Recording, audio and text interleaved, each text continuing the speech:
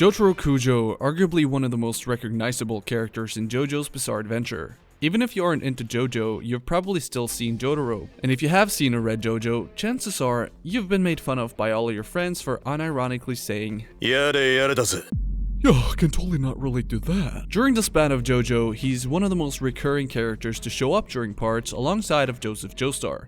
So who is Jotaro Kujo? Well, he's the son of Holly Joestar and Sadao Kujo. He grew up in Japan and had a normal childhood, but when he turned 17, his entire life was flipped on its head. The awakening of Dio would change his life forever. Descendants of Jonathan Joestar would all develop their own stands, some better than others. Hermit purple. And thus Jotaro's mother, Holly Joestar, would develop a stand that was simply too strong for her to handle. Jotaro then sets out on a 50-day journey with his grandfather and the other Crusaders that he meets along the way. The end goal is to kill Dio, thus reversing the curse and preventing Holly from being killed by her own stand. Over the course of part 3, we see Jotaro being a calm and collected person. As long as he's not punching shit, that is. He starts off as the typical edgy teenager, telling his mom things like, and he doesn't display his emotions openly, contrary to someone like Polnareff would. This is because he's based on Clint Eastwood. Even as a completely new stand user, he shows an insane amount of self-confidence, and he manages to keep his cool even when the odds of him winning are close to zero. One particular example of this is in one of my favorite moments from part 3. When he's playing a game of poker against the professional soul-stealing gambler Daniel J. Darby.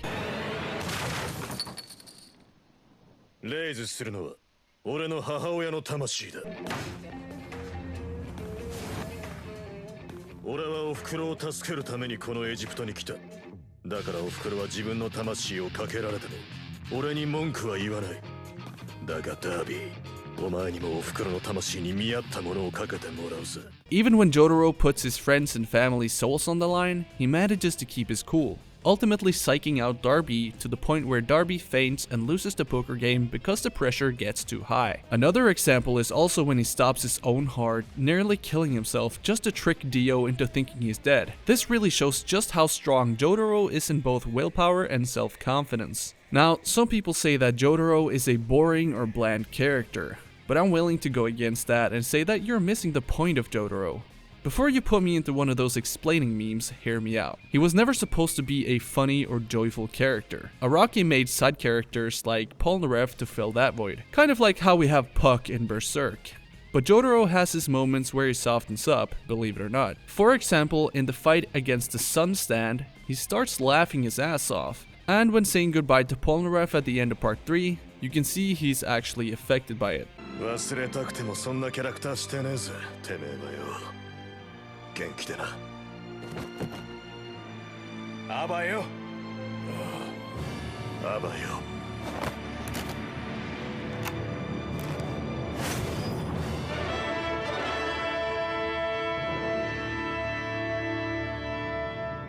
But the one sole moment where you can really see his emotions get through is after Dio kills Joseph Joestar while Jotaro is watching. Speaking of emotions, in the release of Part 3 Volume 1 in the Jojonium edition, Araki writes the following about Jotaro. "My image of a hero is that of a loner.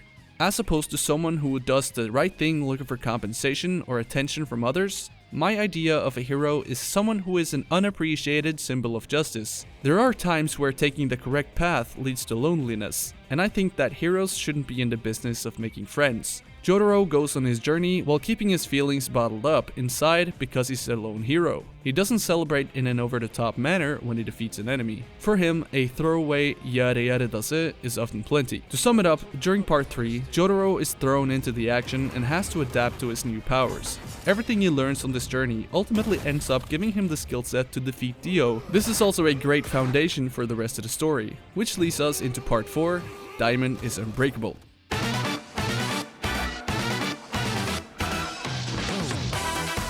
In part 4, Jotaro has a completely different role.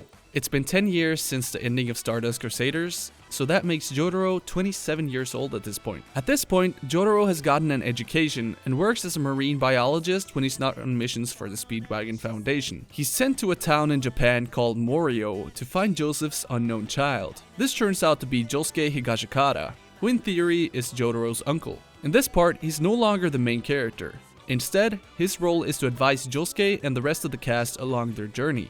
He still has the same mysterious personality, even though he's way more mature. Behind the scenes, Jotaro is also a father, although this doesn't get mentioned until part 6. During the span of part 4, he actually risks his life multiple times. This goes to show just how dedicated he is to helping others and protecting his friends when they need him. He decides to stay in Morio to locate the remaining stand users who gain their stands as a result of being hit by the stand arrow. This naturally leads us to Yoshikage Kira and the various other villains that we see in part 4.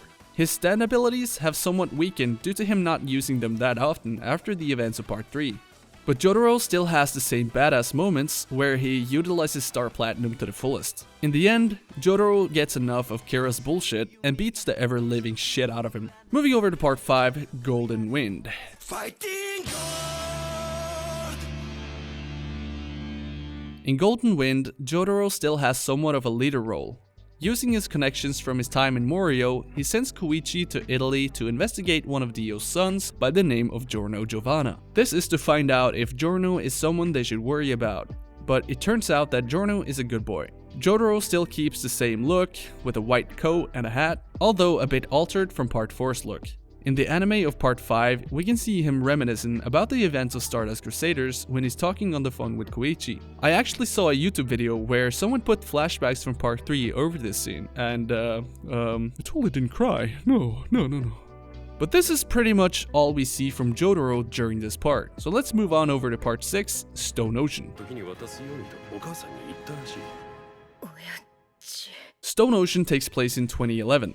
This puts Jotaro in his 40s. After his daughter Jolene is imprisoned for a crime she didn't commit, he goes to the Green Dolphin Street prison to get her out. The entire ordeal turns out to be a trap to get Jotaro. And as a result, the stand White Snake manages to steal Jotaro's memories and Star Platinum and stores them in his stand discs. Jotaro then falls into a coma for most of the story, almost until the very end of part 6. In this part, Jotaro isn't really a leader figure. He's just a father trying to protect his own daughter. In the beginning, Jolene hates Jotaro because he's been absent for most of her life, but he reveals that he still cares deeply for her and that he did what he had to do. Jolene then decides to stay in the prison to retrieve her father's memories and stand. After retrieving her father's discs, he doesn't immediately show up because he still needs to recover. Instead, he shows up during the second Cape Carnival fight between Jolene and Pucci, saving her from being killed. During the final fight, Pucci has gained the stand Made in Heaven, which speeds up time at an insane rate. This makes Star Platinum, the world, almost useless, and Jotaro's affection for his daughter ends up costing him his life. Just as Jotaro is about to kill Pucci, he realizes that Pucci threw knives towards his daughter just like Dio had once done. Jotaro then tries saving Jolene during the time stop, and Pucci manages to take advantage of this and splits his face in half, thus killing him and the rest of the group except for Emporio. Even though Jotaro dies, it is implied that he still lives on in another universe after Pucci resets the original one, alongside Jolene, who now goes under the name Irene. This is the last we ever see of the original Jotaro Kujo. Call me old school, but even though the journey has been long, I think Jotaro is a good character, and his development is one of my favorites in the entirety of JoJo. To sum it up, Jotaro goes from an edgy teenager who's constantly telling his mom to shut up, to a loving father who dedicates his life to the Speedwagon Foundation and his loved ones. That's all. Thank you for watching. I apologize for not uploading for a month, but I just moved, so there's been a lot of things going on in my life, so I just had to prioritize that. I hope you guys understand. Now, get ready for the volume cover of the week.